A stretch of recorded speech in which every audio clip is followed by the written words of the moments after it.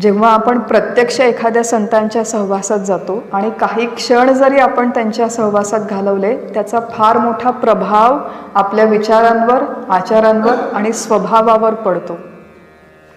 संतांच्या प्रत्यक्ष सहवासाचा फार मोठा प्रभाव.